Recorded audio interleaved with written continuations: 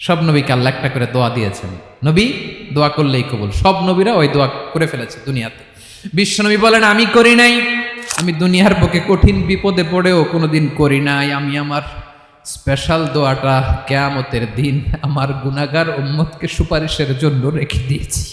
আজকে আমি তোমার দরবারে দাঁড়িয়ে কিয়ামতের দিন ওই দোয়াটা করছি, আল্লাহ আমার যে উম্মতের হৃদয়ে যাররা পরিমাণ ঈমান আছে, আমার একটা উম্মতকেও তুমি জাহান্নামে ঢুকাতে পারবা না। বিশ্বনবী একবার ছাগলের রান খাচ্ছিলেন, খেতে খেতে বিশ্বনবী বলেন আনা সাইয়্যিদুন নাসি ইয়াউমাল কিয়ামা, আমি কিয়ামতের দিন সর্বশ্রেষ্ঠ হব, মানুষের মধ্যে সর্বশ্রেষ্ঠ সেরা আমি বিশ্বনবী। আলহামদুলিল্লাহ পড়েন। বিশ্বনবী বলেন সেদিনটা বড্ড ভয়ঙ্কর, সেদিন কেউ কারো কোনো উপকারে আসবে না, বন্ধু বন্ধুর কাজে আসবে না, স্ত্রী স্বামীর উপকারে আসবে না, স্বামী স্ত্রীর উপকারে আসবে না, পীর সাহেব মুরিদরে বাঁচাতে পারবে না, মুরিদ পীর সাহেবরে বাঁচাতে পারবে না, নেতা কর্মীর পরিচয় দিবে না, কর্মী নেতার পরিচয় দিবে না, ভাই বোনকে চিনবে না, বোন ভাইকে চিনবে না, বাবা তার সন্তানকে চিনবে না, মেয়েকে দেখে মা দৌড়ে দৌড়ে পালাবে।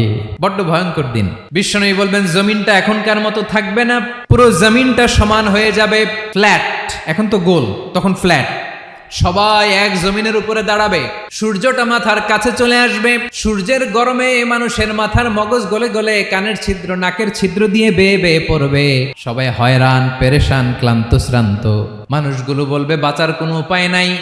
50,000 বছর মানুষ এরকম দৌড়াবে, চিৎকার করবে, কাঁদবে, বাঁচার কোনো উপায় নাই। সবাই বলবে আহ, আল্লাহ যদি বিচারটা শুরু করতো, যা হবার হবে, আগে বিচার শুরু করুক। বিচারই শুরু হয় না, বিচার শুরু হইতেই 50,000 বছর। আল্লাহ, 50,000 বছর, 5,000, 15,000 না, 50,000 বছর এরকম যাবে। মানুষগুলো কাঁদতে কাঁদতে বলবে চলো আমরা আদম আলাইহিস সালামের কাছে যাই, যেন আল্লাহর যে সুপারিশ করে, আল্লাহ আপনি বিচার শুরু করেন। কিয়ামতের ময়দানে সবাই মিলে সাইয়েদনা আদম আলাইহিস সালামের কাছে যেয়ে বলবে ইয়া আবাল বাশার ইয়া আউয়ালাল আম্বিয়া, ও আদম নবী আপনি দুনিয়ার বুকে প্রথম নবী, আল্লাহ নিজ হাতে আপনারে 60 হাত লম্বা করে বানিয়েছেন, আপনার সম্মানে ফেরেশতাদেরকে সেজদা দিতে বলেছেন, দুনিয়ার প্রথম নবী প্রথম মানুষ আপনি, আপনি আল্লাহর যে সুপারিশ করেন যেন আল্লাহ বিচার শুরু করে।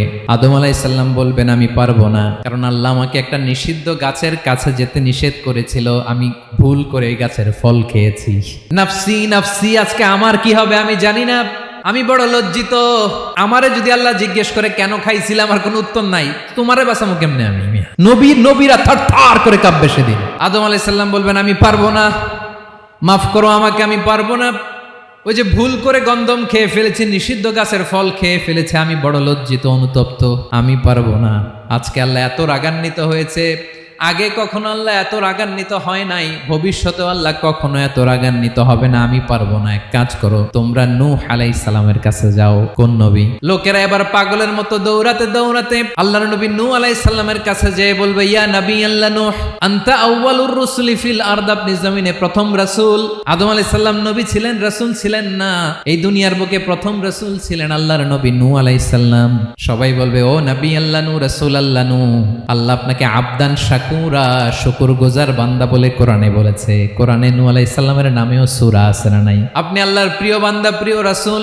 দেখেন আমাদের কি দশা, ঘামতে ঘামতে শেষ, জমিনটা তামার জমিন, সূর্যটা মাথার কাছে, কি করবো আর পারি না, ঘামতে ঘামতে আর কত ঘামবো, কত দাঁড়িয়ে থাকবো। আল্লাহরে যে বলেন বিচার যেন শুরু করে। নূহ আলাইহিস সালাম বলবেন আমিও পারবো না, আমিও পারবো না, আমি আমার ছেলের জন্য এক কথা বলে ভুল করে ফেলছি। যখন মহাপ্লাবন হবে আমি বললাম আল্লাহ আমার কলিজার টুকরা সন্তান রে বাঁচান। আল্লাহ বললেন ও নূহ সে তোমার সন্তান না, কারণ সে ঈমান আনে নাই, সে পাহাড়ের উপর দাঁড়িয়েছে, দেখি কেমনে সে বাঁচে। ওই যে আমি একটা না বুঝে আবদার করেছি, আল্লাহ আমার উপর রেগে গিয়েছিলেন। আজকে আল্লাহ ওই ব্যাপারে যদি আমারে প্রশ্ন করে, আমার কোনো জবাব নাই, আমি পারবো না, মাফ করো। তোমরা সবাই মিলে আল্লাহর খালিল ইব্রাহিম আলাইহিস সালামের কাছে যাও। লোকগুলো পাগলের মতো খুঁজতে আরম্ভ করবে, অযুত লক্ষ নিযুত কোটি মানুষের ভিড়ে আল্লাহর খালিল ইব্রাহিমকে যে বলবে ইয়া খালিলুল্লাহ, ও আল্লাহর খালিল, আল্লাহ আপনাকে বড্ড ভালোবেসেছেন, আপনি কাবা বানিয়েছেন, আল্লাহ আপনাকে বড্ড পছন্দ করেন। দেখেন আমাদের কি অবস্থা, আপনি যে আল্লাহর কাছে সুপারিশ করেন যেন আল্লাহ আজকে বিচার শুরু করে। আল্লাহর নবী ইব্রাহিম বলবেন আমিও পারবো না, আমি আমার জীবদ্দশায় 3টা মিথ্যা বলেছি। কয়টা? আসলে মিথ্যা না, একটু টুইস্ট করে কৌশল করে কথা বলেছিলেন, ওইটাকে হাদিসে মিথ্যা বলা হয়েছে। আমি জীবনে 3টা মিথ্যা বলেছি, জীবন বাঁচানোর তাগিদে কৌশল করে 3টা কথা বলেছি। আজকের এই কঠিন ময়দানে আল্লাহ যদি ওই 3টা কথার ব্যাপারে জিজ্ঞেস করে, লজ্জায় আমি মাথা দেখাতে পারবো না, আমিও পারবো না। আজকে আল্লাহ এত রেগে আছে, আগে কখনো এত রাগে নাই, পরেও রাখবে না। তোমরা সবাই মিলে বনি ইসরাইলের নবী মুসা আলাইহিস সালামের কাছে যাও। সবাই এবার যাবে মুসা আলাইহিস সালামের কাছে, যেয়ে বলবে, ইয়া নবী আল্লাহ মুসা, আপনি ছিলেন কালিমুল্লাহ, আল্লাহর সাথে সরাসরি কথা বলতেন। রব্বুল আলামিন আপনাকে তাওরাত কিতাব দিয়েছেন, আপনি যে একটু সুপারিশ করেন। আল্লাহর নবী মুসা বলবেন, মাফ করো, আমিও পারবো না। আমি দুনিয়ার বুকে ভুল করে একটা মানুষকে মেরে ফেলেছি। আমি মারছিলাম আদব শিক্ষা দেওয়ার জন্য এক থাপ্পড়, এই থাপ্পড়ে যে ওই লোক মরেই যাবে আমি জানতাম না। আজকে আল্লাহ যদি জিজ্ঞেস করে কেন মারলা, জবাব আছে। ওই লজ্জায় আমি অনুতপ্ত, আমি পারবো না, আমার এই কথা বলো না। আজকে আল্লাহ বড্ড রেগে আছে, আমি পারবো না। তোমরা আল্লাহর নবী ঈসা আলাইহিস সালামের কাছে যাও। কিয়ামতের ময়দানে মানুষগুলো পাগল পাড়া হয়ে আল্লাহর নবী ঈসা আলাইহিস সালামের কাছে যাবে, যে বলবে, নবী ঈসা আপনি রূহুল্লাহ, বাবা ছাড়া আল্লাহ আপনাকে বানিয়েছেন, ইনজিল কিতাব দিয়েছেন, মৃত মানুষকে আপনি জীবিত করতে পারতেন। আজকের এই কঠিন বিপদের দিনে আপনি আমাদের সাহায্য করেন। আল্লাহর কাছে যে বলেন যেন বিচার শুরু করে। ঈসা আলাইহিস সালাম বলবেন, আমিও পারবো না। ইন্নী উবিদতু মিন দুনিল্লাহ, আমার উম্মত খ্রিস্টানেরা আল্লাহরে বাদ দিয়ে আমি ঈসার ইবাদত করেছে। আমার মা ম্যারি আর আমাকে ডাকতো জেসাস ক্রাইস্ট, আমার ইবাদত করেছে। যদিও আমি আমার ইবাদত করতে বলি না, ঈসা আলাইহিস সালামও ইবাদত করতে বলেছেন একজনের, তিনি কে? আল্লাহর নবী ঈসা আলাইহিস সালাম বলবেন, আমিও পারবো না। আজকে আল্লাহ অনেক রেগে আছে, আমি পারবো না। তবে একটা পরামর্শ দিতে পারি, একটা সাজেশন দিতে পারি। আজকের দিনে এই কঠিন মুসিবতের কালে, এই কঠিন সময়ে কেউ আল্লাহর দরবারে দাঁড়িয়ে একটা টু শব্দ করার ক্ষমতা কারো নাই, একমাত্র আখিরি জামানার পয়গাম্বর বিশ্বনবী মুহাম্মাদুর রাসূলুল্লাহ ছাড়া। মানুষগুলো এবার আগুনের মধ্যে পানি দিলে যেমনি আগুন নিভে যায়, দাউ দাউ করা হৃদয়ে জ্বলন্ত আগুন তাদের ঠান্ডা হবে। কিয়ামতের ময়দানে ওই বিভীষিকাময় সময়ে, মুসিবতের কালে মানুষগুলো পাগল হয়ে বিশ্বনবীকে খুঁজতে আরম্ভ করবে। সবাই মিলে বিশ্বনবীর কাছে যেয়ে বলবে, ইয়া রাহমাতাল লিল আলামিন, ইয়া খাতামান নবীন, রাহমাতাল লিল আলামিন।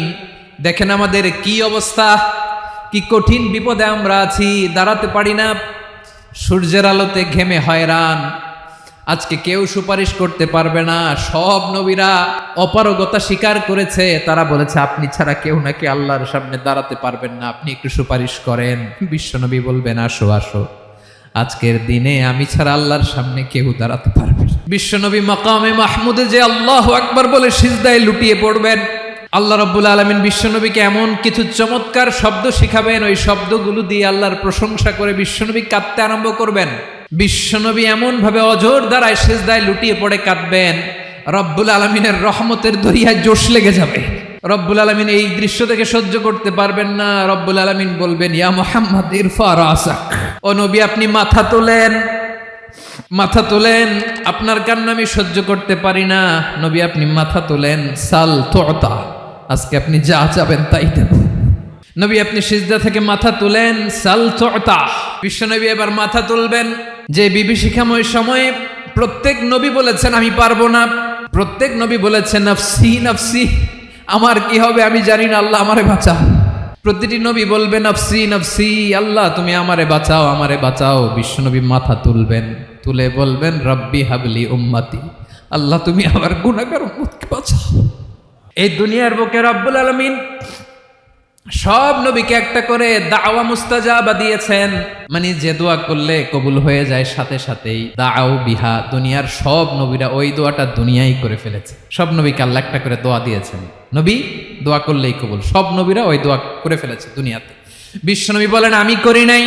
ওয়া ইন্নী আখতাবিউ দাওয়াতি শাফাআতান লি উম্মতি ইয়াউমাল কিয়ামাহ, আমার ওই স্পেশাল দোয়াটা আমি দুনিয়ার বুকে কঠিন বিপদে পড়েও কোনোদিন করি নাই। আমি আমার স্পেশাল দোয়াটা কিয়ামতের দিন আমার গুনাহগার উম্মতকে সুপারিশের জন্য রেখে দিয়েছি।